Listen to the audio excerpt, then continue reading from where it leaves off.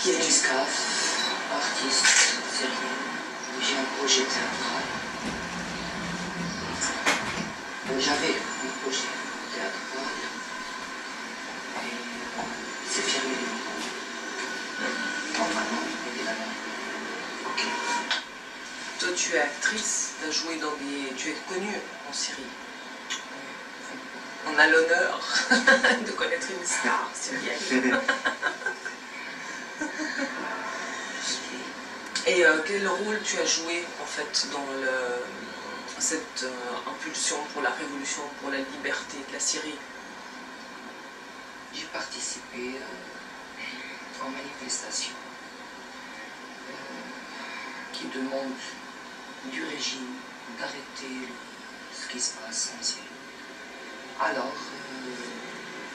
ils m'ont arrêté des jours, quelquefois. C'est pas long, c'était pas comme les autres. Puisque, vous savez, la publicité étant fameuse, étant connue, alors c'était embarrassé pour le régime d'arrêter les intellectuels, les artistes, les journalistes. Mais c'est fâcheux. C'était pas pour lui normal.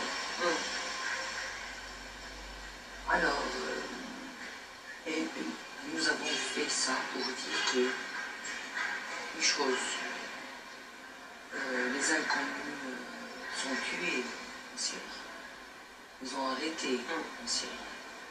Ils ne font pas que des manifestations avec des fleurs à Daria. Et ils ont tué les jeunes. Alors, pour dire une simple phrase, ce régime n'accepte pas le non. Il a même fabriqué l'opposition. Il a fabriqué tout. Et la théorie du complice, le complot, a toujours prêt pour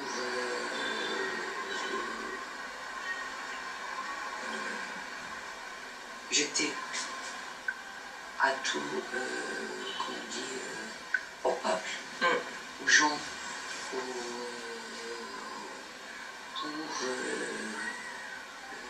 faire des traîtres, manipulés. Ouais. Alors, il faut que toutes, comment on dit, les mouvements passent sous, on dit en arabe, passent sous les mains de ce régime. notre, comment on dit, mouvement non activité, activité lui embarrasse, puisque nous sommes connus, nous ne sommes pas armés, nous sommes, comme on dit, pas islamistes. Tout ça l'embarrasse, quoi. Et vous, justement, vous avez commencé, en fait, tout a commencé avec un objectif pacifique, justement, non? Oui. Exactement. Et comment tu penses? Moi, j'y crois, oui. J'y toujours crois. Tu crois toujours, ouais. Et aujourd'hui, comment tu expliques que justement un mouvement pacifique, en fait, il est devenu armé? C'est pas vous qui êtes devenu armé, c'est d'autres personnes. Ouais.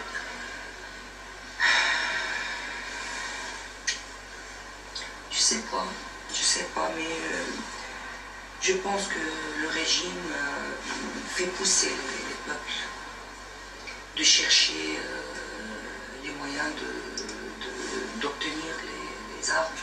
Il a provoqué. Et il a provoqué. Et en plus, il y a vraiment des complices.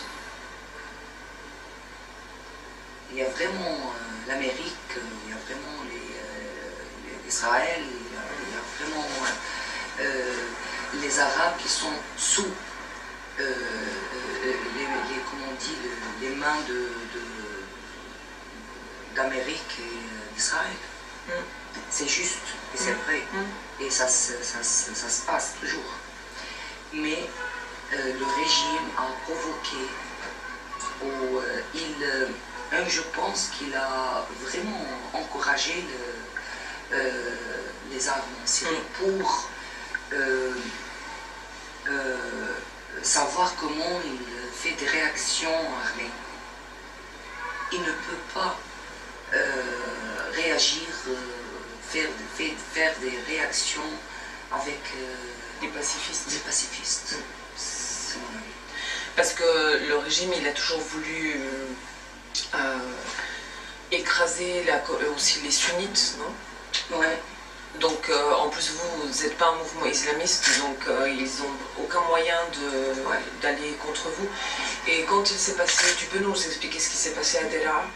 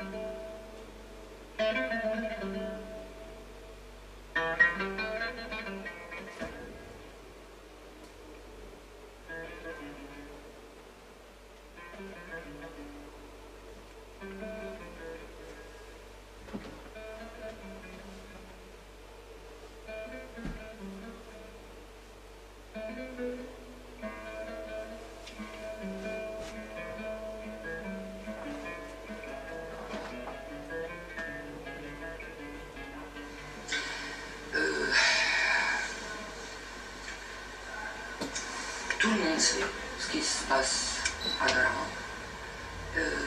Il a essayé d'écraser la révolution à Daraa. Il a tué les enfants, arraché et en même temps, il a dit que les enfants ont violé les femmes.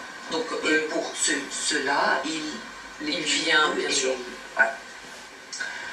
Alors, il a peur de la révolution en Tunisie. Il a essayé de, comment on dit, écraser, arrêter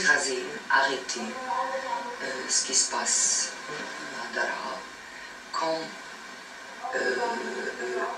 il a cru qu'il a pu découvrir, quand Hafez Assad a fait en 80. Avec le massacre des frères musulmans. À Alep. Mais le temps n'est pas le temps. Le temps se change et il y a maintenant la publicité, des chaînes qui... Internet, presse. Alors, il n'a pas pu écraser la révolution.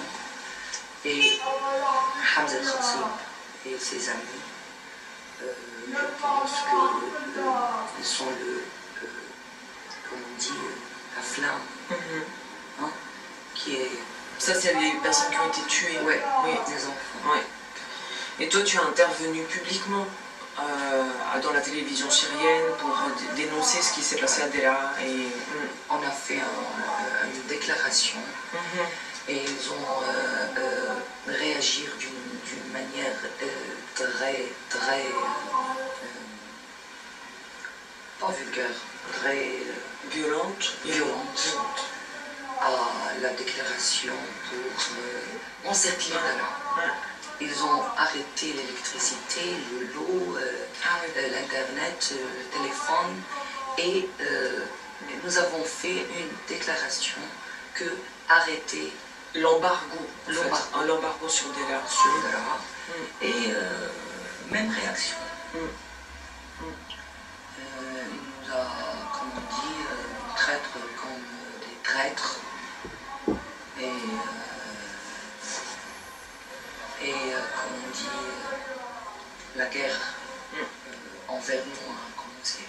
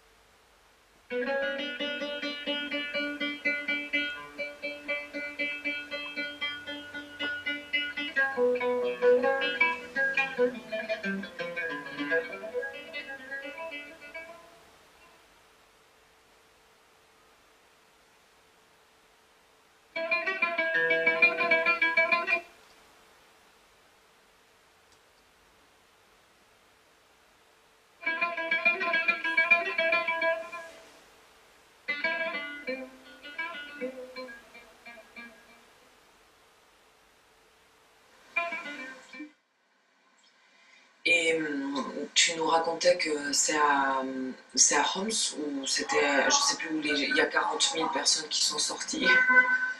Ah oui, à Hama. À Hama. Mais vraiment, c'était magnifique, puisque tous les hommes sont l'islam, pas islamistes, ils sont sunnites, oui, musulmans. Et ils ont dit que le ministre de la religion dit au cheikh al-Boutri, qui est avec le régime, qui est sunni, que n'aie pas peur et qu'il enseigne le courage de Maïska. Et c'était pour le régime, c'était une claque. Ça s'est passé quand? Depuis longtemps. Au début de la révolution syrienne. Et là, tu considères que vous êtes plus ou moins un groupe de combien d'intellectuels, plus ou moins qui sont avec la religion? Oui. Beaucoup de jeunes gens. Beaucoup de gens. Surtout des jeunes. Il y a beaucoup d'artistes et d'écrivains de la presse ou d'écrivains du cinéma. Oui, il y a beaucoup. Et il y en a beaucoup qui ont été aussi justement emprisonnés, torturés, ou qui ont dû partir, ou qui ont été tués aussi. Il y a beaucoup qui sont, pas beaucoup, mais il y a pas de mal, il y a des nombreux de gens qui sont artistes intellectuels qui sont tués dans cette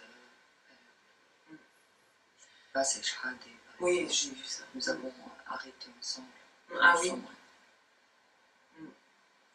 Et les personnes qui partent, comme ton cas maintenant, qu'est-ce que vous pouvez faire de l'extérieur? Parce que vous avez peut-être... Il faut faire, il faut pas arrêter, mais vraiment c'est... moi, le sortie de la Syrie m'a fait désespérer. J'étais vraiment obligée de partir. Moi, c'est la dernière qui est sortie. Il y a 15 jours que je suis sortie et c'était pas ma décision. J'étais obligée puisque le juge a dit aux avocats que c'est dangereux pour elle de rester. Et il a transformé une lettre secrète que vous dites à mes esclaves qu'il faut partir puisque je serai obligée de signer l'arrestation et c'était pas simple. Et l'accusation, c'était pas comme une accusation normale. C'est grave. Et alors, comment est-ce que tu es sortie? Par des montagnes. Combien de temps? 16 heures, ça dure le voyage, la route. 16. Et maintenant, comment toi tu vois déjà ton futur? Je sais rien, mais ce que je sais, que le complot, puisque la Syrie se déroule maintenant. Ouais. Il faut que le régime s'échoue avant que nous réfléchissions au futur. Et je pense que tout le monde entier est complice de la destruction. Comment tu expliques qu'en 2 ans, il y ait justement autant de morts, et on dit aujourd'hui qu'on arrive à plus de 100 000 morts, et il y a tous les personnes blessées, les déplacés internes, les réfugiés vers l'extérieur, les personnes disparues, les orphelins, t'as des villes entières qui ont été complètement rasées. Comment en 2 ans c'est possible? Le nazisme fait en Allemagne comme maintenant. C'est facile de détruire. C'est très facile. Avec l'avion, avec les bombes, avec... Ça va vite. Ça va vite. Mais la construction, c'est difficile. Ouais. Et alors, dès que ce régime échoue, et je pense qu'il y a beaucoup de travail à faire. Et c'est un destin. C'est pas un choix. Oui. Et qu'est-ce que tu aurais comme message à donner aux gens qui t'écoutent, qui vont te voir? La croyance, c'est ça. Il faut avoir la foi. Avoir la croyance, avoir la force de toujours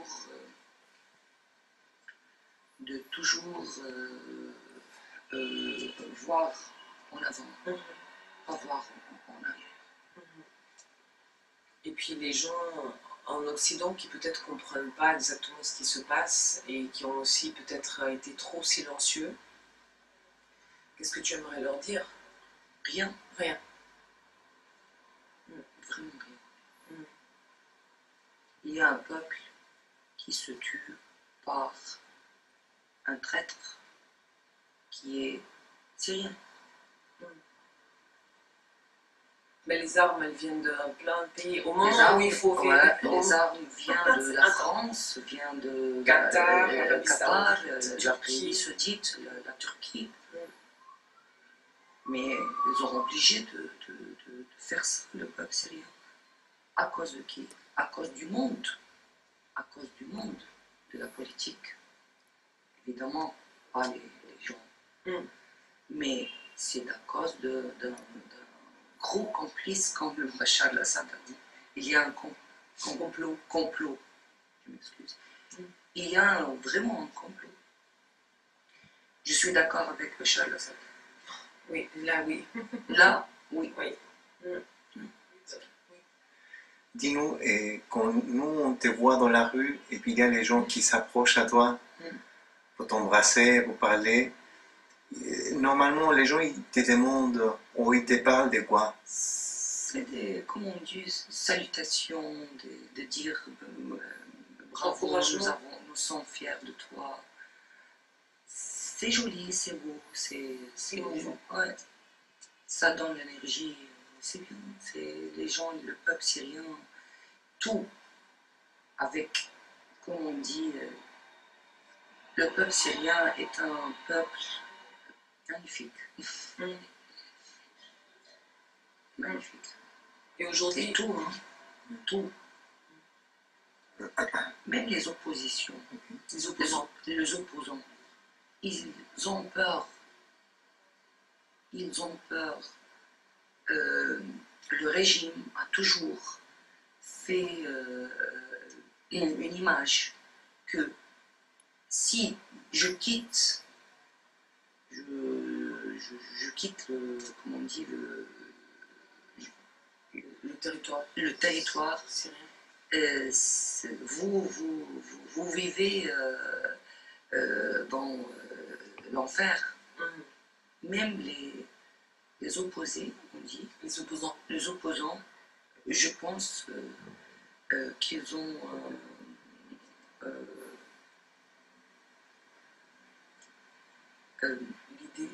l'idée fausse. Fausse. Et toi, donc maintenant, depuis l'extérieur, tu penses que tu peux aussi, tu es en vie déjà, donc ça c'est important.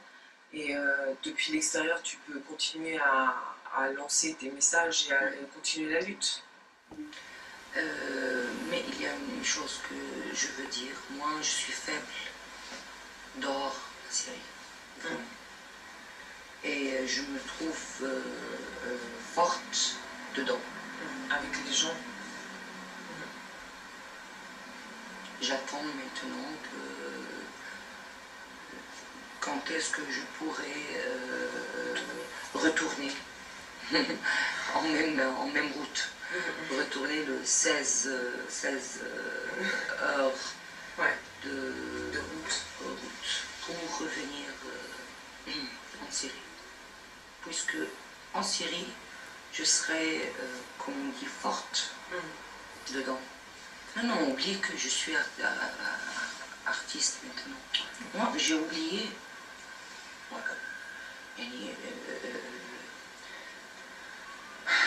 Je suis une Syrienne, un citoyen. Juste. Et j'aurai un rôle à faire. Les Syriens sont, comme on dit, font beaucoup de choses. Hein. Je peux filmer des gens, je peux faire raconter les gens, offrir comment on dit, des dialogues avec eux, être avec eux. C'est seulement un gros rôle à faire. Merci beaucoup, Maï. C'est un honneur d'être avec toi.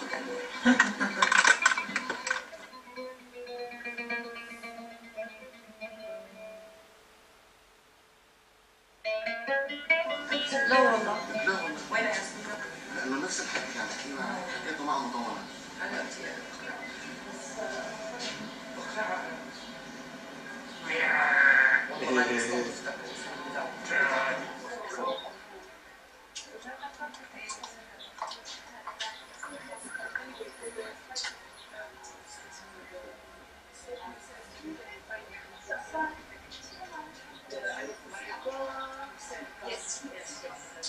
la connais pas trop, oui.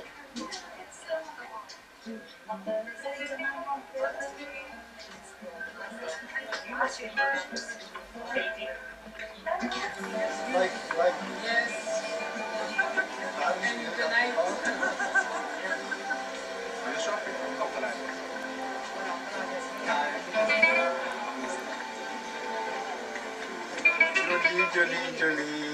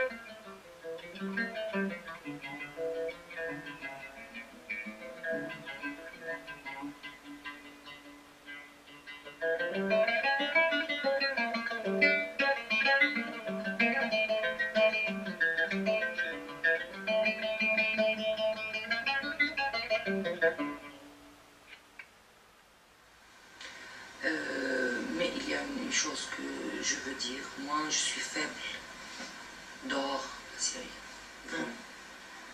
Et je me trouve forte dedans. Avec les gens.